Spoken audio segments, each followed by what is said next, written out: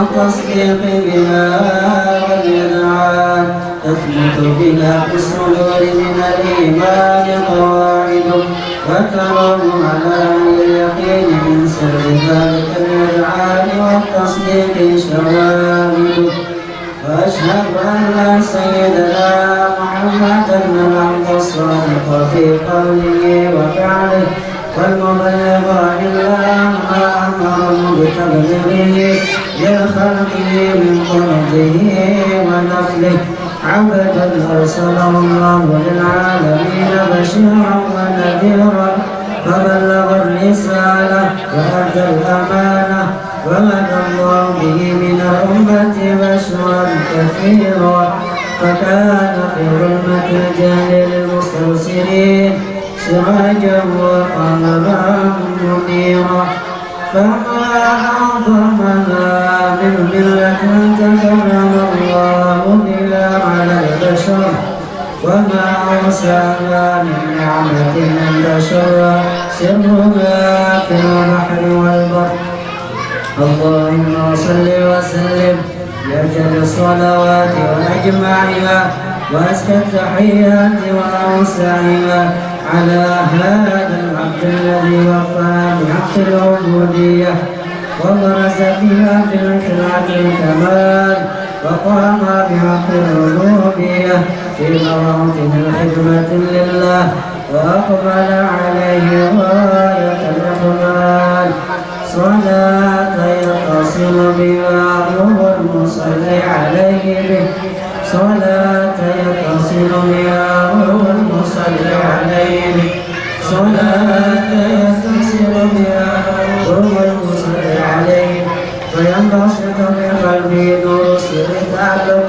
به وحبه ويكتب بها بعناية الله في حزبه وعلى آله وصحبه الذين ارتضوا صحوة المجد بقربه وتبينوا بنال الشرف في وصله بوده وحبه ما عطر الأكوان من الشرك وما النسير اللهم صل وسلم وأكبر الصلاة والتسليم على سيدنا ونبينا محمد رسول الله اللهم صل وسلم وبارك عليه وعلى آله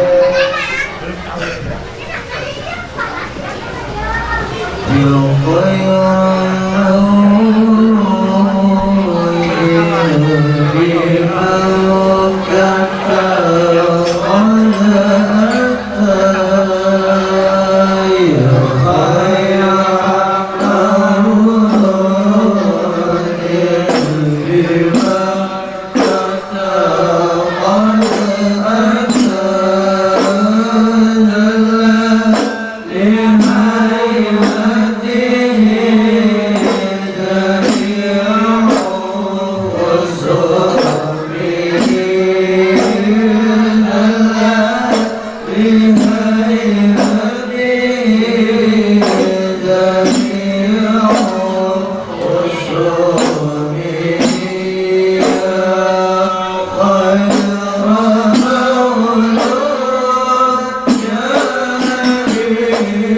كل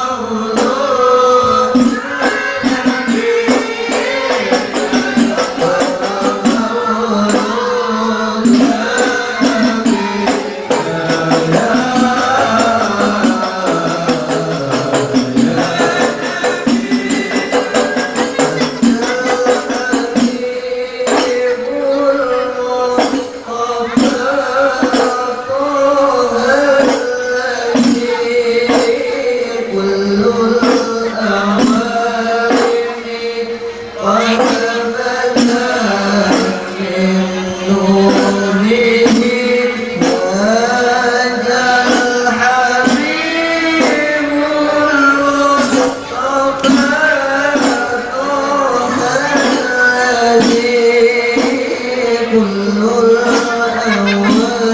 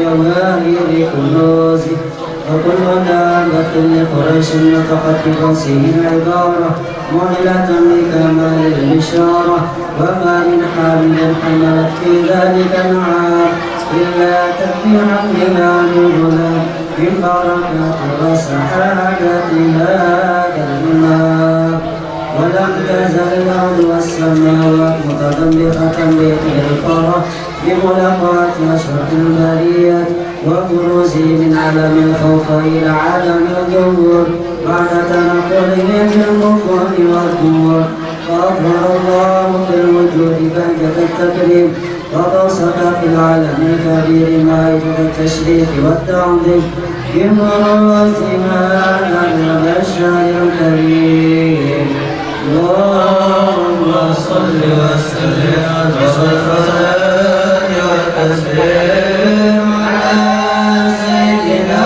ونبينا محمد رسول الرحيم اللهم صل وسلم وبارك عليه وعلى آله حين قرب أوان وقيمة الحبيب رحمة السماوات والأرضون ومن فيهن بالترحيب وأنظار الوجود الإلهي على أهل الوجود تفجر وألسنة الملائكة بالتبشير للعالمين تحج سبحان الله الحمد لله ولا إله إلا الله الله أكبر سبحان الله الحمد لله ولا إله إلا الله الله أكبر سبحان الله الحمد لله ولا إله إلا الله كشفت إلى معنى المسرور ليغوث كاملا في عدم الظهور نورا فاتح اللهم اعلم نتعلم علينا ما من خواص الامه ان ينظر الى وقته وما كان شيئا من المسعود ومشاركة لنا في هذا السماء المحمود فأرضت بطرف الله أسيرة مريم والسيدة الآسية ومعهما من الحور العين أن رسل الله له من الشرف للبسمة الواقية فأدرك الذي رفع الله على وجوده وجمال المولود فانطلق أسرع الكمال من النور عن النور وبرس الحامد المحمود مذعن لله بالتعظيم والسجود صلى الله على محمد صلى الله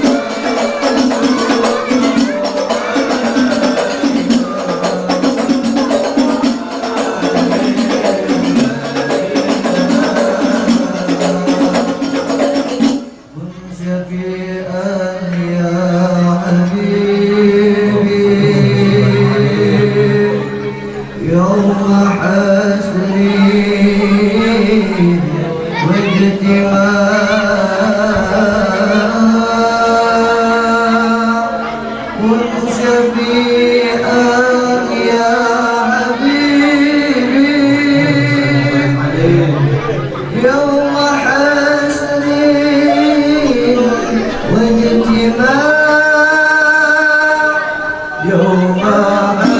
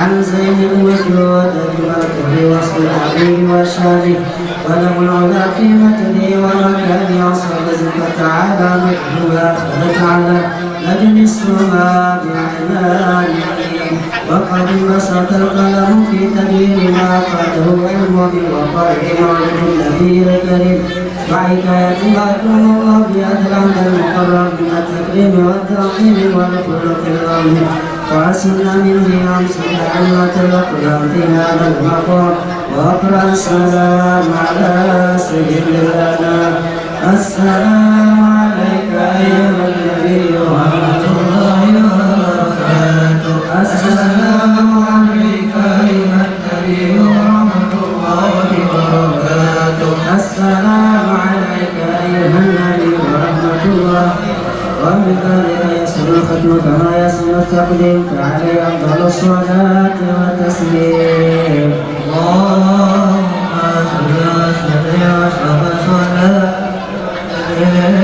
على سيدنا ونبينا محمد اللهم صل وسلم وبارك عليه وعلى آله الفاتحة.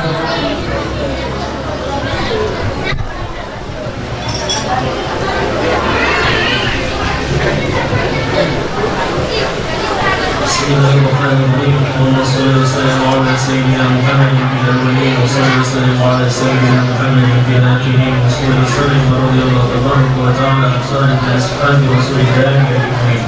بسم الله الرحمن الرحيم. الحمد لله رب العالمين. صلى الله على سيدنا محمد وعلى ال سيدنا محمد. ولما نظر الفكر من دواعي واوصاف المحمديات وقولا توجهت الى الله متوسلا بسيدي وحبيبي محمد صلى الله عليه وسلم ان يجعل سعي فيه مشكورا وفعلي فيه محمودا وان يكتب عملي في الاعمال المقبوله وتوجهي في التوجهات الخالصه والصلاه الموصوله. اللهم يا من اليه توجه الامال فتعود ظافرا وعلى كبرزته تعود الرجال فتغشاها منه الفجويات القامرة.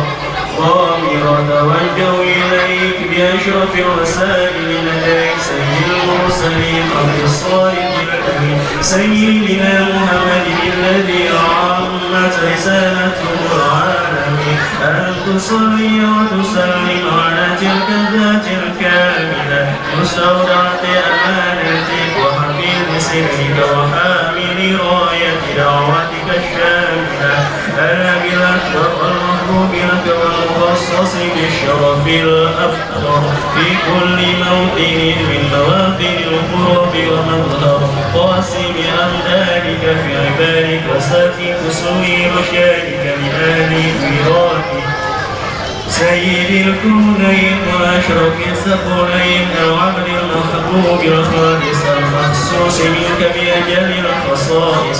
اللهم صل وسلم عليه وعلى آله وأصحابه وآل حضرته وكرامه من أحبابه.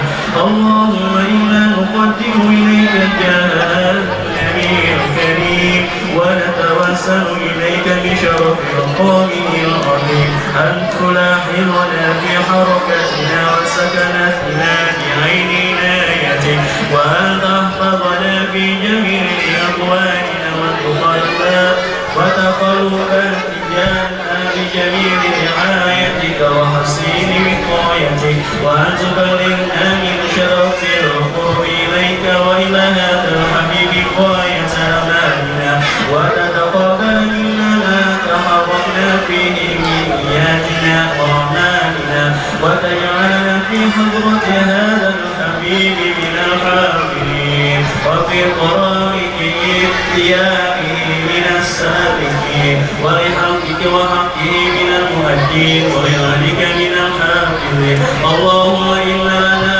أطعمنا في رحمتك الخاصة فلا تحرمنا وضمونا جميلة وسيلتنا إليك فلا تغيبنا آمنا بك وبرسولك وما جاء به من الدين وتوجهنا به إليك مستشفعين أن تقاتل المؤمنين بالكفر والمسيء بمسأل السائل بمسأل والمؤمن بما أمرك وأن تجعلنا ممن نصر هذا الحبيب وزاره ووالاه وطاها وطاعون ببركته وشريف وجاته أولادنا ووالدينا وأهل قدرنا وأخواتنا وجميع المسلمين والمسلمات والمؤمنين والمؤمنات في جميع الأديان وأجب غاية القويم في جميع الأقطار منشورا ومعالم الإسلام والإيمان بأهلنا منصورا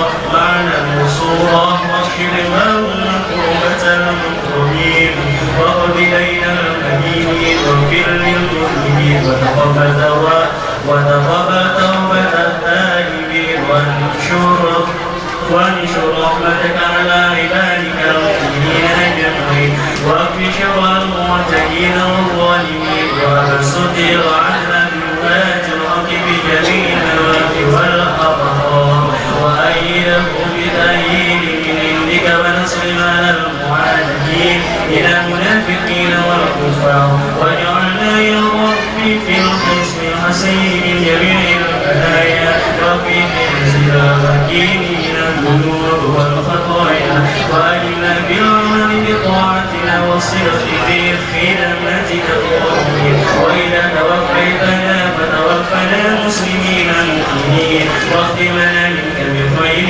أجمعين وصل وسلم على هذا الحبيب المحبوب للأجسام والأرواح المحبوب وعلى آله وصحبه إليه منسوب وآخر دعوانا الحمد لله رب العالمين.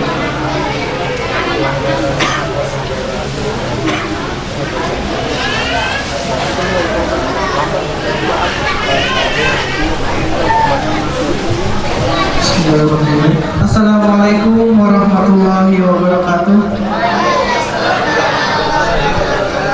Alhamdulillahirrabbilalamin. Kita semua bisa berkumpul di dalam langgar yang insyaallah mubarakah pada malam hari ini. Sebelum kita lanjut untuk ke acara pembukaan, kami mohonkan yang sebesar-besarnya kepada Al-Mukarram pada penceramah kita malam hari ini untuk membacakan doa penerang hati untuk telur yang ada di depan, yang insya Allah telur ini akan kita bagikan dengan nominal infak sedekahnya, yang mana uang daripada pembelian telur ini akan kita gunakan untuk pembangunan langgar Babul Iman ke depannya. Untuk nominal harganya infaknya yaitu 10.000 untuk satu tusuk isinya 2 telur. Kepada Pak penceramah dipersilakan.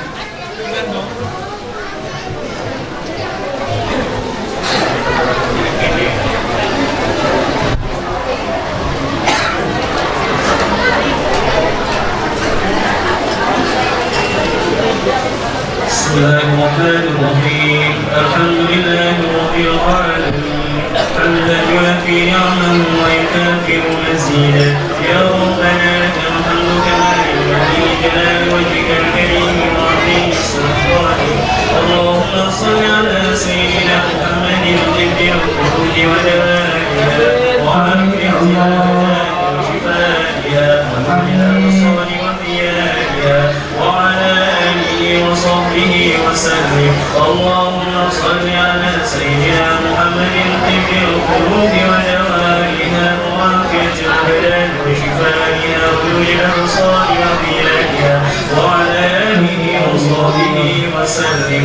اللهم اغفر لنا ولإخواننا الذين سبقونا بالإيمان ولا تجعل في قلوبنا غلا للذين آمنوا ربنا إنك رؤوف رحيم.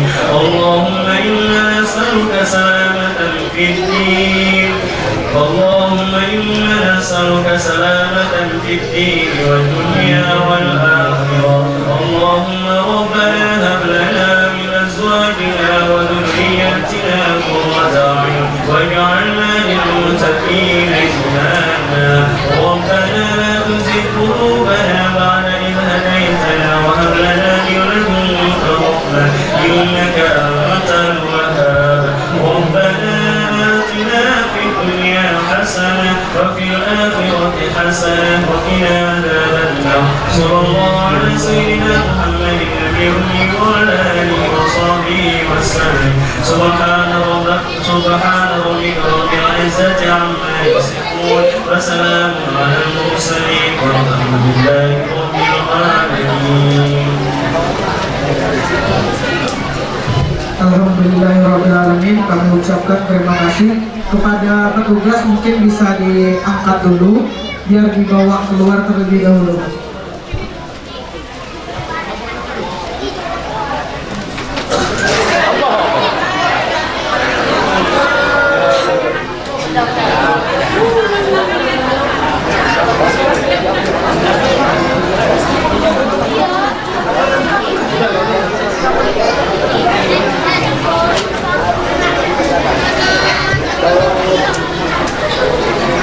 Pelan-pelan.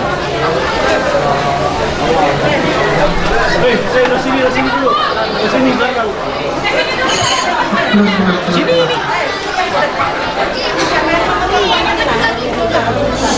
Kena.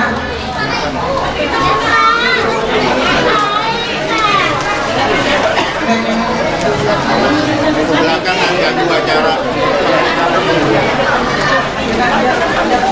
Bawa ke belakang dulu.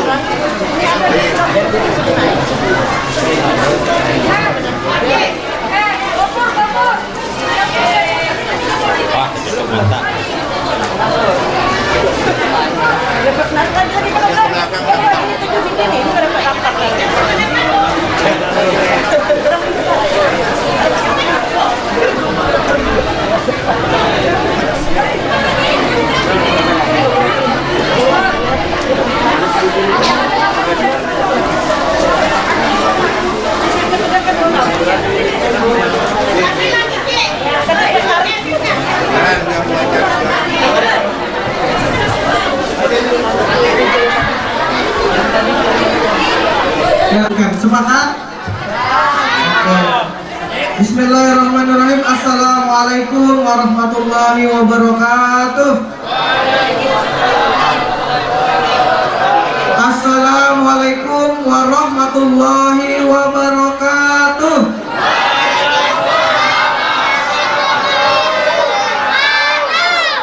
Alhamdulillahirrabbilalamin. Assalatu wassalamu ala asrafil anbiya'i wal mursalin Sayyidina wa maulana Muhammadin wa ala alihi wa sahbihi ajma'in amma ba'du. Yang sama-sama kita muliakan, yang sama-sama kita hormati, penceramah pada malam hari ini Al-Mukarram Dr. Ahmad Rijali Elmi MA, pengasuh Pondok Pesantren Tahfiz Quran Jabal Husna Samarinda, dan juga beliau mengajar sebagai dosen di kampus Universitas Islam Negeri Sultan Haji Muhammad Idris Samarinda, yang kemarin beralih status dari IAIN menjadi UIN. Yang sama-sama kita hormati Ketua Langgar Babuliman Pak Herianto beserta jajarannya, kemudian dari perwakilan desa ada Kepala Dusun 1 Malang Indah Bapak Bahrudin, dan kepada Pak RT yang sama-sama kita hormati, dan juga kepada Ayahanda Pak Haji Buat yang senantiasa membersamai kegiatan-kegiatan keagamaan maupun kegiatan kemasyarakatan. Dan tidak bisa saya sebutkan satu persatu para alim ulama, para tokoh masyarakat, para habaib, para ulama, para syarifah, namun yang tidak menghormati rasa hormat kami, rasa takzim kami kepada beliau. Untuk susunan acara pada malam hari ini, yang pertama yaitu pembukaan, yang kedua pembacaan ayat suci Al-Quran, yang ketiga ceramah atau tausiah agama, yang kelima doa, dan yang terakhir penutup. Baiklah, marilah kita sama-sama memasuki acara yang pertama yaitu pembukaan. Dengan ini kita sama-sama mengucapkan Bismillahirrahmanirrahim agar kegiatan ini diridhai Allah Subhanahu wa taala. Bismillahirrahmanirrahim. Acara selanjutnya yaitu pembacaan ayat suci Al-Qur'an. Kepada pembaca Al-Qur'an dipersilahkan.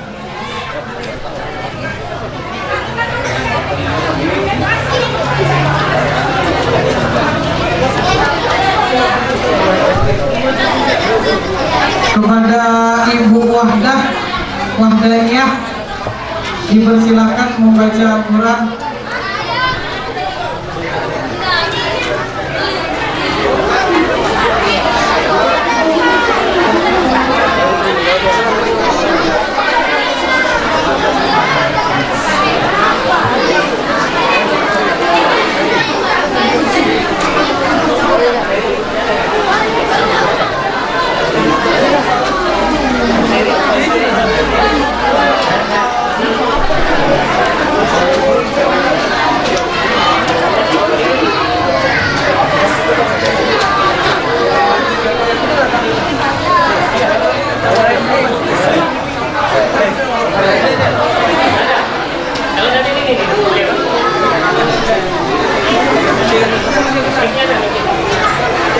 Waktu dan tempat dipersilakan.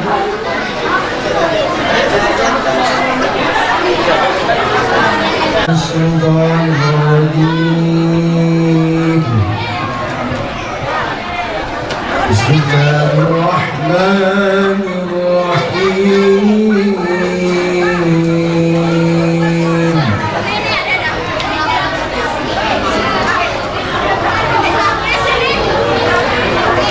Inna fatahna alayka Inna fatahna laka fathan mubina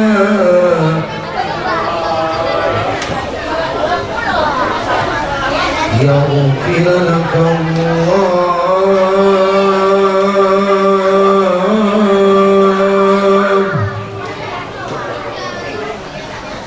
يغفر لك الله ما تقدم من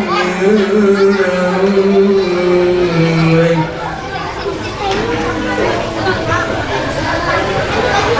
إنا فتحنا لك فتحا مبينا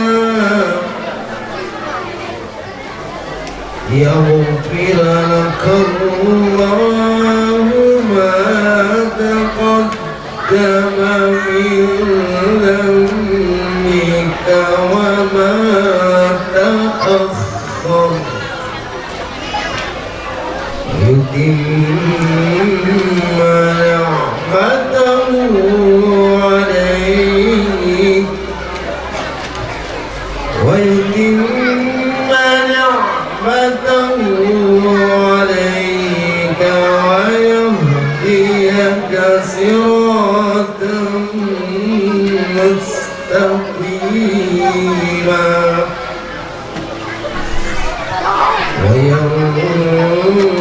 وينصرك الله نصرا عزيزا بسم الله الرحمن الرحيم إذا جاء نصر الله والفتح ورأيت الناس يدخلون في دين الله أفواجا سبح بحمد ربك واستغفره إنه كان توابا صدق الله العظيم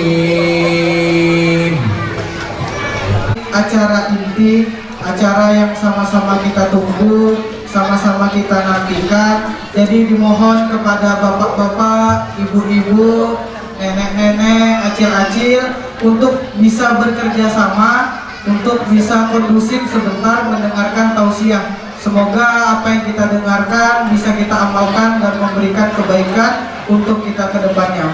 Kepada Al-Mukarram Dr. Ahmad Rijali Elmi MA, waktu dan tempat dipersilahkan.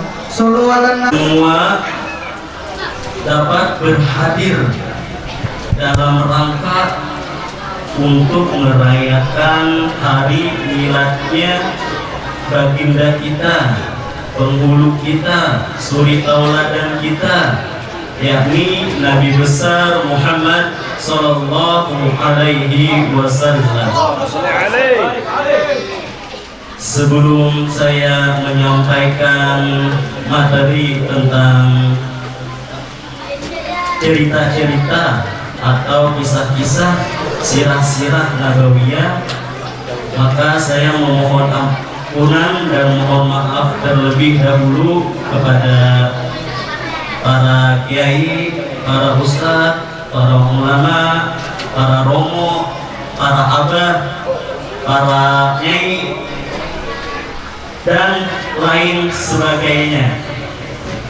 Tidak bisa saya sebutkan satu persatu, dan mohon maaf, sebenarnya saya tidak pantas juga untuk berduduk duduk di singgasana ini, karena lebih banyak yang lebih alim daripada saya di sini, insya Allah. Yang terhormat juga kepada pimpinan atau ketua langgar ini, Bapak Herianto, beserta bawahan-bawahannya, dan terima kasih kepada semuanya, ibu-ibu, bapak-bapak, saudara-saudara saya, adik-adik kecil. Terima kasih atas kehadirannya guna memperingati Maulid Nabi besar Muhammad sallallahu alaihi wasallam ini. Alhamdulillah, segala puji bagi Allah yang telah sangat banyak memberikan kita kenikmatan yang begitu besar, nikmat yang begitu banyak yang tidak bisa kita sebutkan satu persatu. Meskipun nikmat tersebut ditulis dengan sebanyak air di lautan sebagai tintanya, pepohonan sebagai enaknya, maka tidak akan bisa menulis semua nikmat-nikmat yang Allah telah berikan kepada kita dari kita lahir sampai nanti kita meninggalkan di dunia ini. Walau kana al-bahru midadan li kalimati rabbi lanafida al-bahru qabla an tanfada kalimatu rabbi walau ji'na bimislihi madada. Yang kedua, salawat dan salam semoga selalu kita curahkan, selalu kita haturkan kepada baginda kita Nabi besar Muhammad sallallahu alaihi wasallam beserta para keluarganya, beserta para sahabatnya, dan seluruh umat muslim yang mengikuti jejaknya. Semoga karena kita berhadir di dalam tempat yang sangat barokah ini, yang penuh barokah ini, nantinya di yaumil akhirat pun akan dikumpulkan bersama Rasulullah Shallallahu Alaihi Wasallam, dan kita pun menyertai di dalam surganya tersebut berkat kita berhadir di dalam rangka atau di dalam memperingati hari kelahirannya baginda kita Rasulullah Sallallahu Alaihi Wasallam. Semoga ini menjadi bukti dari cinta kita kepada beliau. Amin ya rabbal alamin. Ini pertama-tama ini gimana ini? Waktunya apakah dibatasi atau tidak? Sebab kalau misalnya kita berbicara tentang sirah atau perjalanan Nabi, insya Allah semalaman pun tidak akan bakal habis ceritanya. Ada yang sanggup semalaman di sini?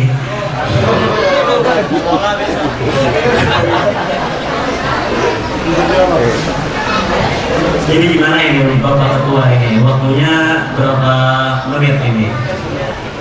Apa cukup 7 menit?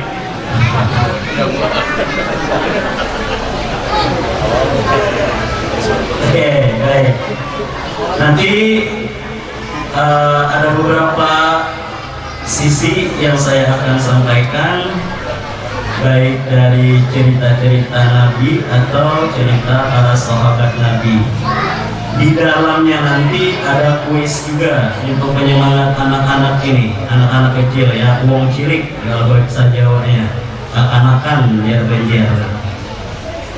Ini khusus untuk anak-anak saja ya, yang udah gede bukan anak kecil lagi berarti. Sebab hadiahnya tidak seberapa, namun untuk apa ya? Biar agar supaya anak-anak ini tetap semangat mendengarkan ceramah yang akan kita sampaikan nanti. Jadi dimohon kepada adik-adik yang kecil untuk memperdengarkan juga beberapa kisah yang akan saya sampaikan. Tergantung waktu ya. Kalau misalnya masih banyak, saya tambahin kisahnya lagi. Oke, baik. Kita akan membahas tentang cerita seorang anak kecil. Seorang anak kecil yang yatim. Di dalam kitabnya Qurratun Nasihin karangan Syekh Utsman bin Hasan bin Ahmad Asy-Syakir Al-Khuwairi. Beliau ini adalah ulama pada abad ke-13. Kitabnya bernama Qurratun Nasihin. Singkat apa? Pada cerita awalnya ini lagi momen Hari Raya Idul Fitri. Hari Raya Idul Fitri. Nabi kita, Nabi besar Muhammad SAW ingin pergi untuk ke masjid. Namun di tengah-tengah perjalanan beliau mendapatkan seorang anak kecil. Anak kecil yang sedang ramai bermain. Anak kecil yang sedang main-main bersama teman-temannya, sangat bergembira pada momen Hari Raya Idul Fitri tersebut. Namun ternyata ada satu anak kecil. Satu anak kecil ini sendirian, bajunya kumal, kelihatan kurang gizi dan lain sebagainya. Singkat cerita, Nabi pun langsung mendatangi anak kecil tersebut. Ya gulam, wahai anak kecil, kata Nabi kepada anak tersebut, kenapa kamu tidak ikut bermain bersama teman-teman kamu yang lainnya? Kenapa kamu tidak ikut bersenang-senang seperti mereka? Sang anak kecil ini awalnya tidak tahu, yang menanyakan itu ternyata baginda kita Muhammad Rasulullah SAW. Kata anak kecil tersebut menjawab kepada Nabi kita, kata anak kecil, wahai orang, ketahuilah bahwasanya bapakku telah meninggal di waktu peperangan bersama Rasulullah Shallallahu Alaihi Wasallam. Kemudian ibuku, berarti tertinggal ibunya lagi, bapaknya sudah tidak ada. Ibunya, kata anak kecil tadi, ibuku menikah lagi sama bapak tiri. Kemudian bapak tiriku tersebut memakan hartaku sampai mengusirku dari rumahku sendiri. Seketika itu Nabi pun langsung merasa iba dengan seorang anak kecil tersebut. Kata baginda kita, wahai anak kecil, maukah kamu jadi anakku? Maukah kamu jadi anakku? Maukah ibu kamu? Maukah kamu mempunyai ibu Siti Khadijah? Maukah kamu mempunyai saudara laki-laki Hasan Hussein?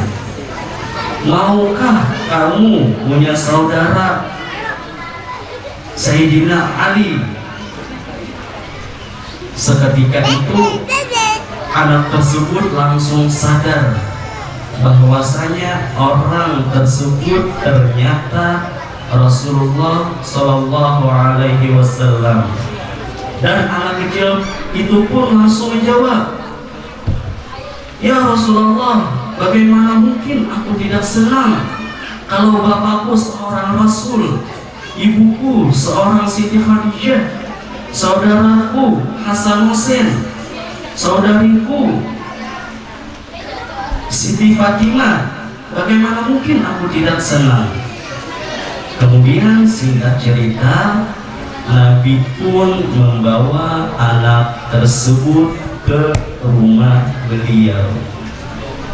Di rumah Nabi Muhammad SAW, anak kecil tersebut diberikan makanan, diberikan pakaian, dibersihkan, dihiasi, dan lain sebagainya, sehingga anak tersebut dapat hidup bahagia di dalam kehidupannya, yang pada awalnya tadi seorang anak yatim yang terusir dari rumahnya sendiri.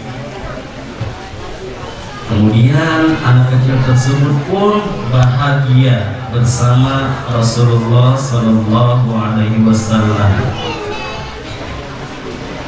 Singkat cerita, ketika Nabi Muhammad Shallallahu Alaihi Wasallam ini meninggal, wafat, maka yang mengganti untuk mengadopsi anak tersebut adalah sahabat Nabi yang paling pertama, yakni Sayyidina Abu Bakar As-Siddiq radhiyallahu anhu.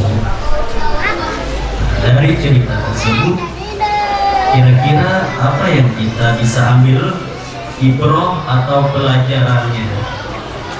Banyak sekali ibrah atau pelajaran yang kita dapat ambil di dalam cerita tersebut. Baginda kita Nabi besar Muhammad Sallallahu Alaihi Wasallam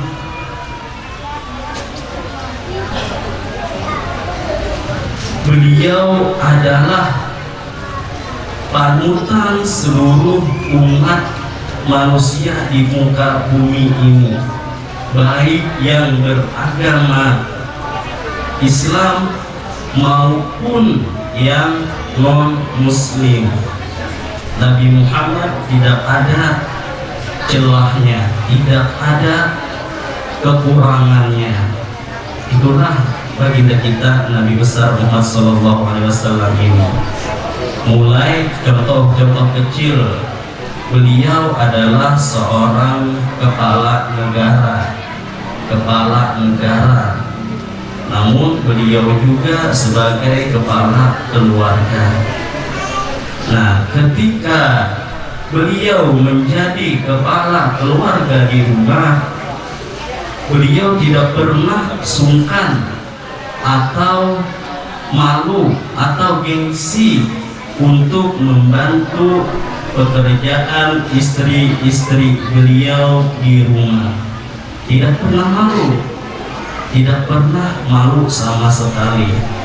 Berarti banyak tugas ibu-ibu di rumah nih, dari mencuci, masak, sampai dari bangun tidur sampai tidur, sampai bangun tidur lagi. Itu ibu-ibu pekerjaannya sangat berat di rumah, sangat berat. Jadi sebagai seorang suami yang baik, Rasulullah selalu membantu pekerjaan istri beliau di rumah. Selama beliau bisa mengerjakannya sendiri, beliau tidak pernah meminta bantuan kepada orang lain, tidak pernah ingin menyusahkan atau merepotkan orang lain. Nah, itulah Nabi kita ini.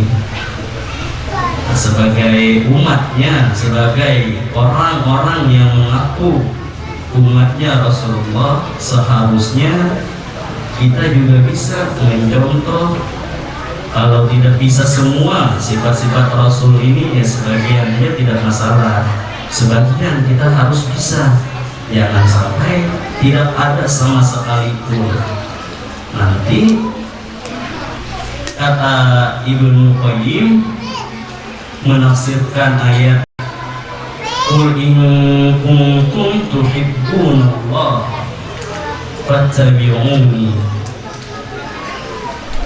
Kata Ibnu Qayyim menafsirkan ayat ini, barang siapa yang benar-benar mengaku cinta kepada Rasulullah, maka dia pasti mengikuti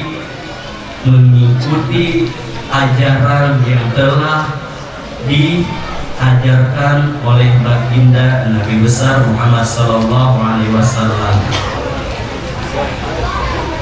Dan para ulama pun menafsirkan ayat ini sebagai bentuk ujian bagi umatnya.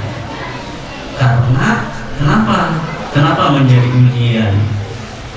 Karena cinta yang benar-benar cinta itu pasti akan mengikuti orang yang dicinta. Cinta tidak bisa di mulut saja, tapi harus kita yakini, harus kita ikuti, harus kita lakukan sesuai perilaku Nabi besar Muhammad SAW ini. Jadi jika kita benar-benar mengaku cinta kepada Rasulullah, maka apa yang telah diajarkan oleh beliau ini harus kita lakukan dengan cara mengikuti jejak-jejak atau teladan yang sudah dicontohkan oleh Nabi kita ini, Nabi besar Muhammad SAW. Nah, dari situ kesimpulannya apa? Kesimpulannya apa dari cerita tersebut?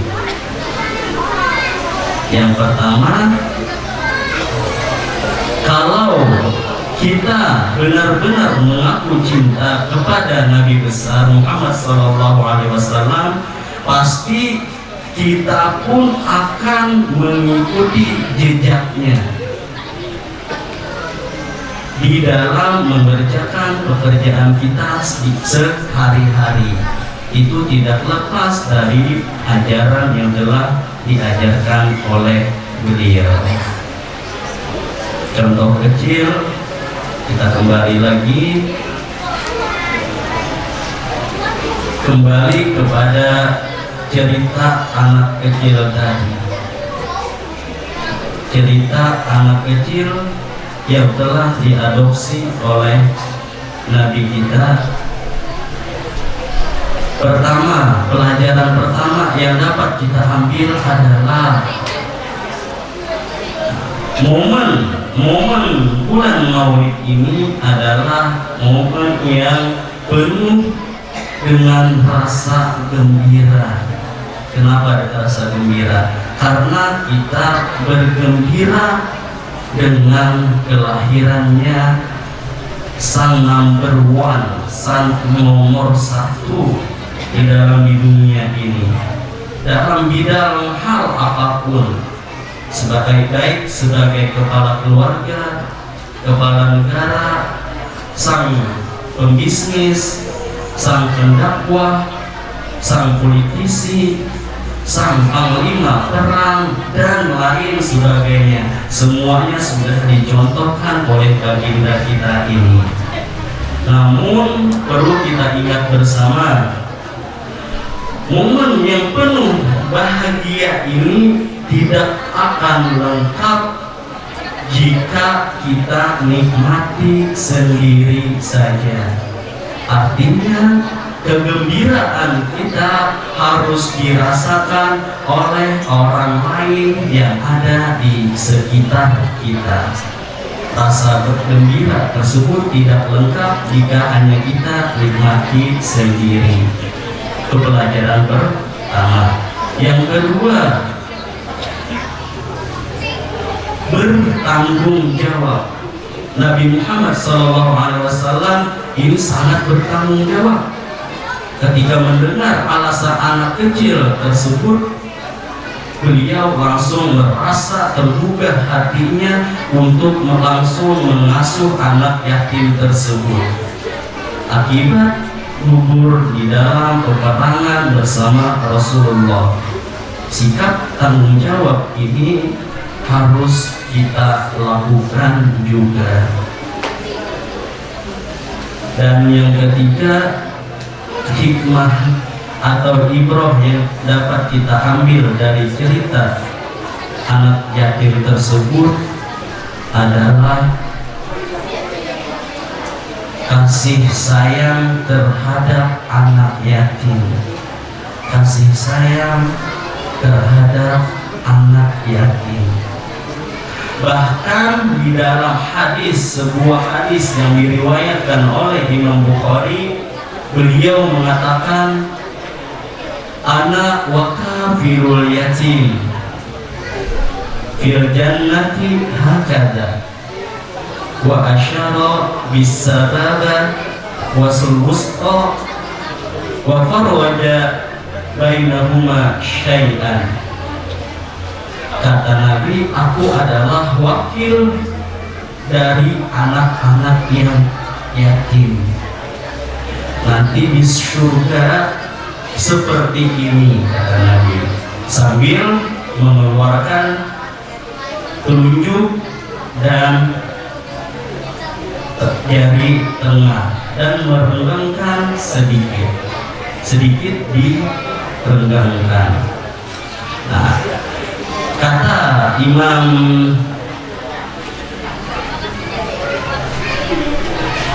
di dalam menafsirkan hadis tersebut di dalam kitabnya Al-Awsat karangan Imam At-Tabrani, kata beliau, orang-orang yang mengayomi, orang-orang yang mengasuh anak yatim nanti di surga akan bersama Rasulullah Sallallahu Alaihi Wasallam. Jadi banyak pelajaran yang bisa kita ambil dari kisah tersebut. Ini pertanyaan buat adik-adik kecil. Akan berhadiah berapa ini ya? Kita selingan dulu, iklan dulu ya, sebelum kita memasuki ke puncaknya. Kita selingan dulu, kita iklan.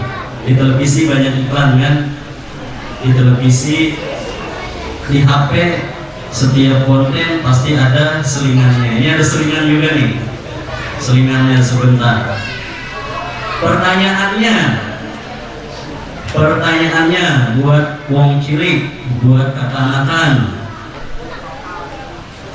siapakah yang mengadopsi atau mengasuh anak yatim tersebut ketika baginda besar Nabi Muhammad SAW telah wafat? angkat tangan yang bisa jawab langsung. Ini ada hadiahnya nih. Ini bukan saya siapkan, tadi ada sisa ini kembalian. Pertanyaan pertama, siapa yang mau jawab angkat tangan? Anak-anak yang gede tidak bisa ya. Nah, kalau yang kecil tidak masalah. Jadi ada yang angkat tangan, silakan. Kerudung merah ya. Dia gadis berkerudung merah ya gitu ya lagunya. Siapa? Siapa deh? Sayyidina Abu Bakar As-Siddiq. Benar apa enggak? Benar ya? Benar. Berarti dapat hadiah nih 10.000 nih. Nih, tolong kasih ke anak kecil tadi buat hadiahnya biar rame. Pertanyaan kedua,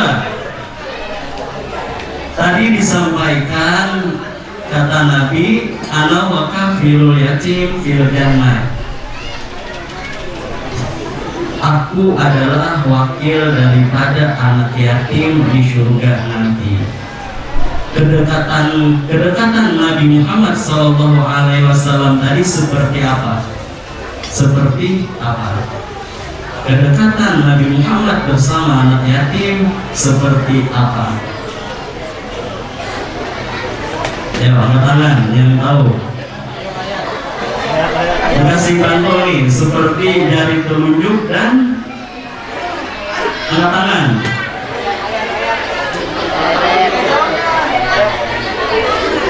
Angkat tangan. Mana angkat tangannya? Seperti jari telunjuk dan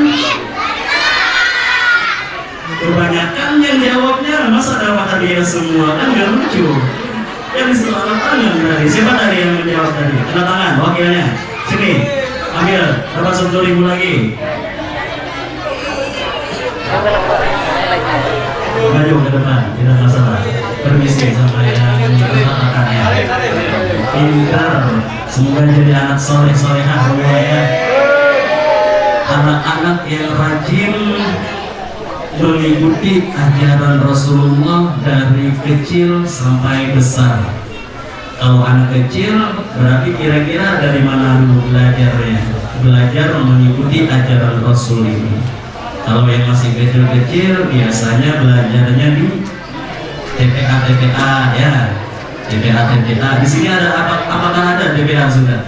Ada ya? Ada ya Pak Ketua ya? Alhamdulillah kalau ada TPA-nya.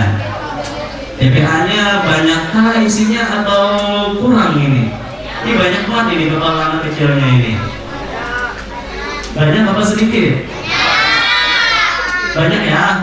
Nah, nanti kalau misalnya ada teman-teman yang lain yang kecil-kecil juga, kalau ada yang tidak ikut mengaji, harus diajakin sama teman-teman yang lainnya ya, biar sama-sama belajar tentang ilmu-ilmu yang telah diajarkan oleh baginda kita Nabi besar Muhammad Sallallahu Alaihi Wasallam, yang tentunya beliau ajarkan melalui Al-Quran ini. Al-Quran tidak akan bisa kita baca kalau kita tidak mulai dari awal. Kalau dari awal berarti otomatis harus belajar Iqra atau yang sejenisnya. Dari alif ba ta dulu belajarnya. Nggak bisa langsung hafal 30 juz misalnya. Tidak bisa. Maka harus dimulai dari dasar dulu, dari yang paling rendah. Yang paling rendah adalah menggunakan bacaan Al-Quran kepada anak-anak kecil kita semua. Tugas ini siapa tugasnya? Yang mengarahkan? Ya tentunya orang tuanya. Orang tuanya harus mengarahkan anaknya untuk agar anak-anaknya nanti bisa menjadi anak yang soleh dan solehah. Kalau misalnya tidak ada belajar, gimana mungkin orang tersebut menjadi soleh-solehah? Kan gitu pertanyaannya kan ya.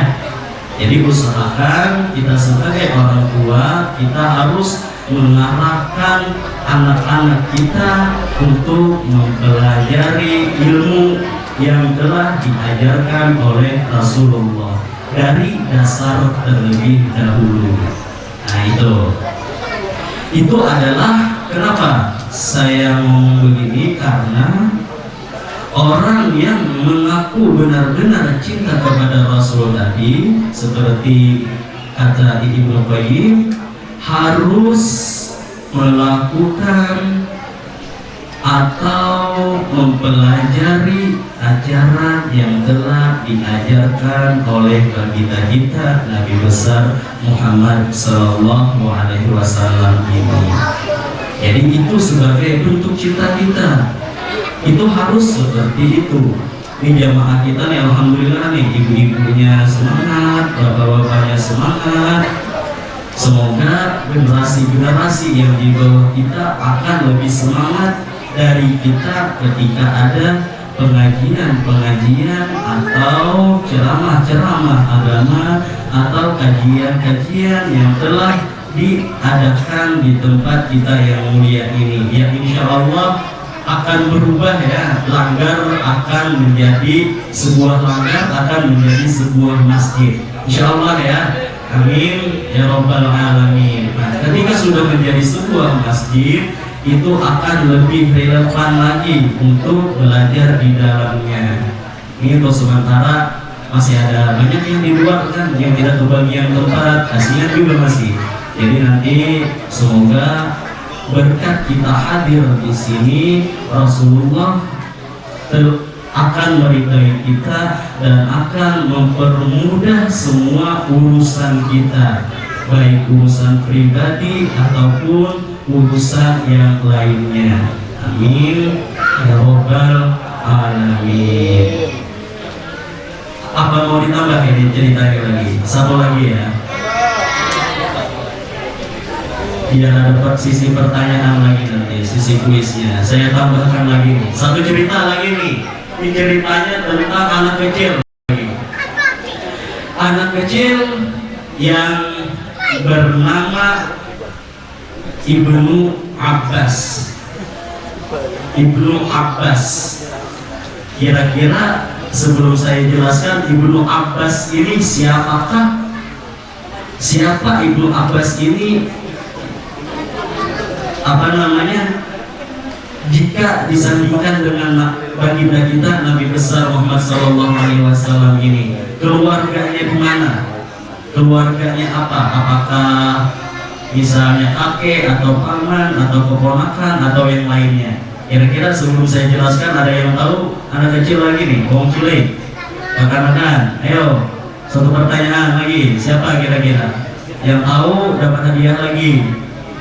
Siapa Ibnu Abbas ini? Ayo. Nah, ini ketahuan berarti ini. Kalau lagi TPA ini bisa masih malas-malasan ini kayaknya nih. Belum ada yang tahu nih Ibnu Abbas siapa ini.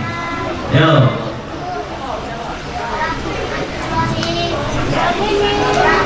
Kalau tidak ada berarti hangus ya.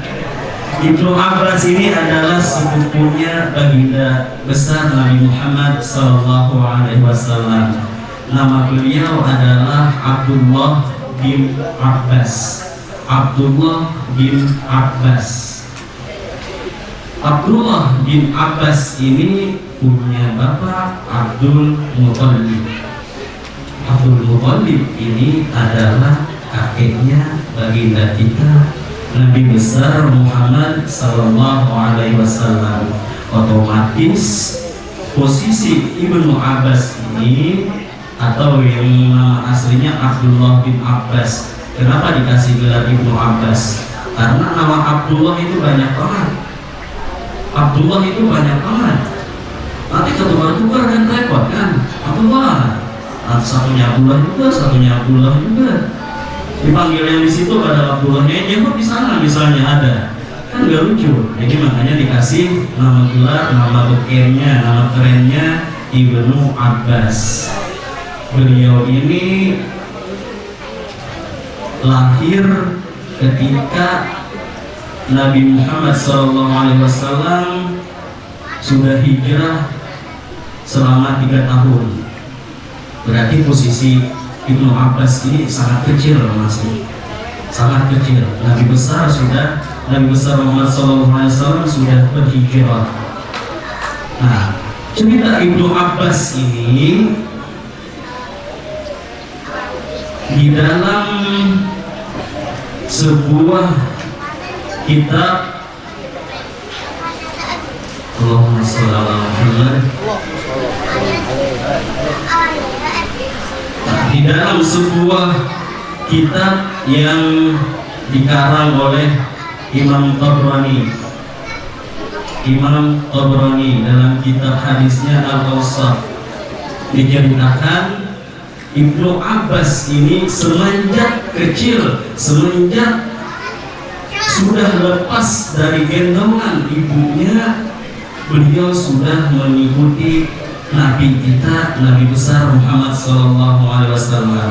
Berarti kira-kira umur berapa tahun dia lepas dari gendongan? Umur 3 tahunan ya. Nah, umur 3 tahunan sudah ikut Nabi. Kemana Nabi berjalan, beliau ikut. Apa yang telah Nabi ajarkan, beliau ikutin, beliau hafal, beliau ingat, beliau pelajari semuanya apa yang menjadi tingkah laku Nabi di dalam keseharian beliau. Ibnu Abbas ini bahkan suatu ketika Nabi Muhammad sedang mau sholat, ketika Nabi mau sholat, langsung diambilkan air wudhunya oleh Ibnu Abbas ini agar Nabi bisa berwudhu dengan air itu. Ketika sholat bersama-sama, ketika sholat berjamaah dan Rasul sudah memulai Rasul mau sholat, Ibnu Abbas ini ditarik oleh Rasul agar sejajar dengan Rasul ketika melakukan sholat. Di tengah sholat, Ibnu Abbas mundur ke belakang sedikit.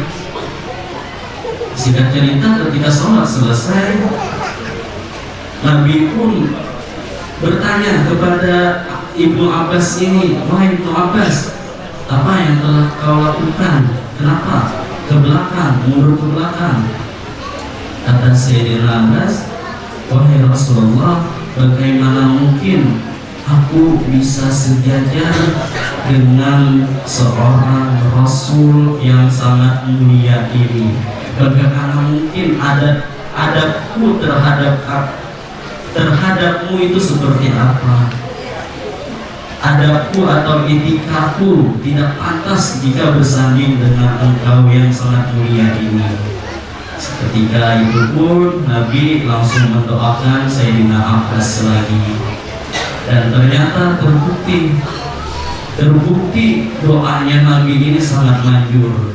Sayyidina Abbas ini menjadi orang yang sangat pintar, sangat tahu kegiatan Nabi di dalam kesehari-hariannya, sangat mengetahui bagaimana sholat Nabi, bagaimana wudhu Nabi, bagaimana Nabi ketika mengajarkan ilmu, bagaimana Nabi dan lain sebagainya yang dilakukan di dalam kehidupan sehari-harinya. Kata Sayyidina Umar bin Khattab mengomentari tentang Ibnu Abbas ini. Kata Umar bin Khattab, Sayyidina Umar bin Khattab radhiyallahu an, kata beliau, Sayyidina Abbas ini adalah seorang pemuda yang sangat matang bahasanya, yang sangat pintar, yang sangat jenius, yang sangat mengetahui apa yang telah dilakukan oleh baginda Rasulullah SAW di dalam kehidupan sehari-harinya. Belajar, kenapa bisa seperti itu? Ya tentu dari gendongan dari lepas gendongan ibunya, beliau sudah belajar. Berarti dari kecil, dari bayi sudah belajar itu, belajar bersama Rasul. Diajari Rasul bagaimana sholat, bagaimana wudhu, bagaimana membaca Al-Quran, dan lain sebagainya. Makanya beliau sangat cerdas, makanya beliau sangat keilmuannya sangat matang, dan bahkan sampai sekarang ada universitas yang telah diprakarsai oleh Sayyidina Abbas ini yang bernama Universitas Ibnu Abbas.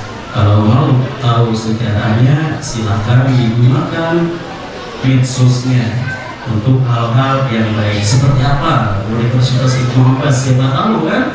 Siapa tahu jamaah yang ada di sini, anak-anak kecil di sini nanti dikirim ke negara-negara luar, misalnya ke Arab, ke Mekah, ke Madinah, ke Yaman dan lain sebagainya. Siapa tahu kan? Berkat sudah mempelajari dasar-dasarnya ketika masih di kampung sini. Belajarnya dari awal, harus dari TPA terlebih dahulu agar bisa mengetahui bagaimana cara membaca Al-Quran yang baik dan benar. Jadi harus kita pelajari. Mustahil orang bisa tanpa belajar, kecuali orang-orang yang benar-benar telah dipilih kekhususannya oleh Allah Subhanahu wa Ta'ala. Jadi kalau orang manusia normal, orang normal itu harus belajar kalau mau bisa mempelajari Al-Quran, kalau mau bisa mempelajari bagaimana kehidupan sehari-hari Nabi, bagaimana perilaku Nabi, bagaimana Nabi ketika mengurus keluarga, bagaimana Nabi mengurus sebuah negara. Itu harus seperti itu, harus bisa, harus tahu sejarah orang yang benar-benar kita akui, yang benar-benar kita cintai, yang kita benar-benar mengaku cinta kepada beliau. Kita harus minimal tahu biografinya, dari biografinya, dari kesehari-hariannya, dari ajaran-ajarannya, itu harus kita ketahui.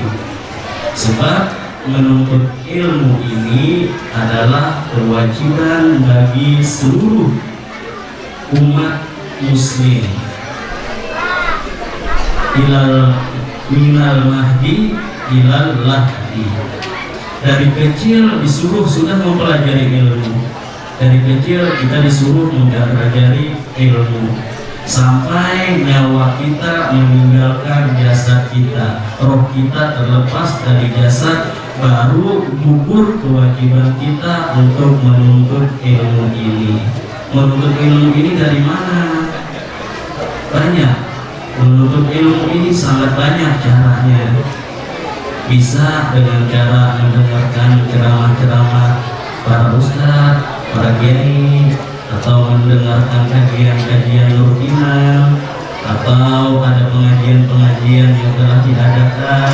Nah itu minimal kita bisa hadir di situ agar menggugurkan kewajiban kita sebagai orang yang mengaku mencintai baginda kita Rasulullah Muhammad Rasulullah Sallallahu Alaihi Wasallam.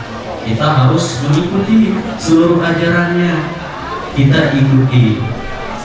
Kalau kita benar-benar mengaku cinta kepada Nabi kita, harus kita ikuti jejaknya, harus kita pelajari sirah-sirahnya, perjalanan nabinya. Kita harus pelajari semuanya. Kalau orang yang mengaku cinta kepada Nabi besar Muhammad Sallallahu Alaihi Wasallam tapi tidak tahu Nabi Muhammad SAW itu apa, anaknya siapa, kayak gimana, itu tidak tahu, tapi ngomongnya cinta, ya tentu pastinya kata para ulama tadi, cinta tersebut adalah cinta yang dusta. Karena fattabi'uni yuhibbukumullahu wa yaghfir lakum dzunubakum. Kalau orang yang benar-benar cinta kepada Rasulullah, maka akan mengikuti seluruh ajarannya. Jika orang tersebut sudah mengikuti seluruh ajaran-ajaran Rasulullah, maka pasti akan yaghfir lakum, yuhibbukumullah, maka Allah pasti akan mencintai orang tersebut. Jika orang tersebut sudah dicintai oleh Allah, maka mustahil Allah akan membuat orang tersebut menjadi sengsara, baik sengsara di dalam kehidupan maupun di dalam kehidupan yang di dunia maupun kehidupan yang nanti akan kita jalani, yakni di dalam akhirat. Mustahil Allah akan menyengsarakan kita jika kita sudah benar-benar mengikuti seluruh ajaran-ajaran yang telah diajarkan oleh baginda kita Nabi besar Muhammad SAW.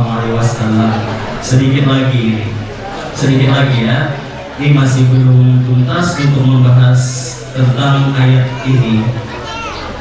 Ada cerita lagi para sahabat ketika Nabi besar Muhammad SAW berwudu, sisa air wudu tersebut diminum oleh para sahabat yang lainnya. Rasulullah bertanya kepada para sahabat tadi, wahai sahabat, kenapa kamu meminum air bekas wudu? Bekas wudu tadi kenapa diminum? Kata Nabi. Kemudian para sahabat menjawab, karena kami mencintai Allah dan Rasulnya. Kemudian apa jawab Nabi? Jawab Nabi, kalau kita bahasakan ke bahasa kita, kata beliau, kalau kamu benar-benar mengaku cinta kepada Allah dan Rasulnya, niscaya kamu akan selalu menjaga amanah, akan selalu berbuat baik, akan selalu menjaga perbuatan yang baik-baik, perkataan, perbuatan itu semuanya akan dijaga engkau. Jadi syaratnya itu kalau kita mau benar-benar diakui oleh Nabi besar Muhammad SAW sebagai umatnya, maka kita harus mengikuti ajaran-ajaran yang telah diberikan, yang telah diajarkan oleh Nabi besar Muhammad SAW ini. Otomatis harus ada bukti, baik bukti bangsa lahiriah ataupun bukti bangsa batiniyah.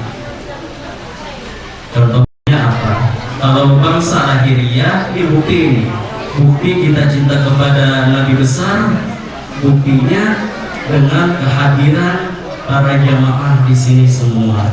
Bapak-bapak, ibu-ibu telah bersedia meluangkan waktunya guna untuk memperingati hari miladnya Nabi besar Muhammad SAW ini.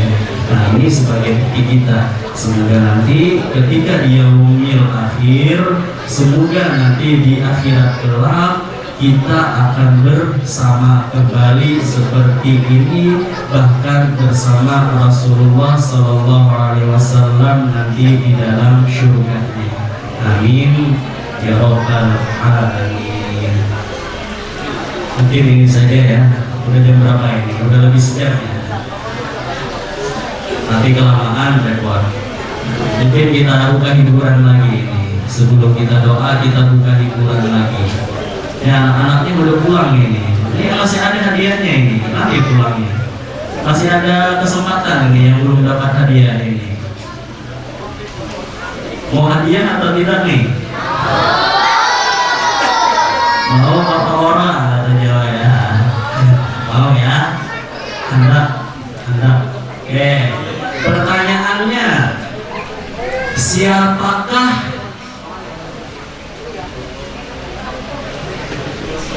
anak kecil di dalam cerita yang telah saya bawakan tadi? Siapakah sepupu Nabi besar Muhammad SAW ini? Siapa? Boleh dipakai gelarnya, boleh dipakai nama aslinya. Siapa yang duluan? Yang duluan paling depan ya. Oke, siapa? Siapa dulu, jawab dulu, hadiahnya dulu. Ibnu Abbas. Oke, bagus. Sudah pada dia lagi nih. Silakan dulu buat teman-teman ya. Jadi anak soleh ya. Soleh dulu sini, soleh dulu. Nah, semoga nanti ke Yaman juga ya. Oke, berdoa nanti. Ilal Harmain, negeri 1000 para wali. Pertanyaan berikutnya, ada lagi pertanyaan yang berat ini. Apa kira-kira yang menjadi pertanyaan ini? Masih tadi, siapakah nama asli Ibnu Abbas ini? Siapakah nama aslinya? Oke, yang lebih kecil lagi. Siapa? Abdullah bin Abbas. Oke, bagus. Dapat hadiah lagi nih. Sini maju ke depan. Ini masih ada nih sisa satu pertanyaan nih berarti nih. Siapa namanya dah? Adik. Semoga jadi anak soleh juga ya. Amin. Ya Rabbal Alamin. Pertanyaan terakhir. Ini hadiahnya nggak sampai 10.000 kayaknya. Ini yang nggak sampai lagi nih. Nggak sampai 10.000 lagi. 7.000. Pertanyaannya, Sayyidina Ibnu Abbas ini, Ibnu Abbas atau nama beliau yang aslinya adalah Abdullah bin Abbas, bapaknya Abbas, ibunya Ummu Al-Fadl. Ummu Al-Fadl ini adalah orang kedua ya, wanita kedua yang masuk Islam setelah Siti Khadijah. Orang kedua yang masuk Islam setelah Siti Khadijah. Makanya anaknya jadi juga. Anaknya jadi karena semangat orang tuanya sangat tinggi terhadap ajaran-ajaran Rasulullah ini. Makanya kalau kita pengen punya anak yang berhasil, otomatis harus kita mulai dari orang tuanya terlebih dahulu. Apakah mendukung anak tersebut untuk menjadi anak yang soleh atau tidak? Kan itu pertanyaannya kan? Kalau pengen pintar, otomatis ada dorongan dari keluarga kita, dari orang tua kita. Pertanyaannya, Ibnu Abbas ini mulai mempelajari ilmu dari kapan?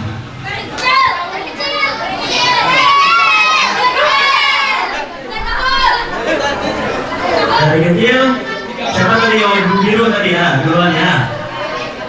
Dari anak kecil. Nah, berarti pas nih umur kamu berapa ini? Umur kamu berapa ini? 9. Berarti tidak terlambat untuk belajar ilmunya ya. Semoga jadi anak saleh salehah semua yang ada di sini ya. Semoga kita semua nanti akan dikumpulkan kembali bersama Rasulullah SAW di dalam syurganya Allah Subhanahu wa Ta'ala. Amin ya Rabbal Alamin. Mungkin ini saja yang dapat saya sampaikan. Kalau ada benar, maka itu adalah petunjuk dari Allah Subhanahu wa Ta'ala. Dan jika ada kesalahan dari ulun pribadi, dari kulo, apa bahasa Jawanya, kulo ya, kulo. Nah, kalau ada kesalahan dari saya pribadi, saya mohon ampunannya dan semoga berkenan untuk memaafkannya. Salah khilaf mohon maaf, salah tutur kata mohon dimaafkan pula. Wallahul muwaffiq ila aqwamit thoriq. Assalamualaikum warahmatullahi wabarakatuh.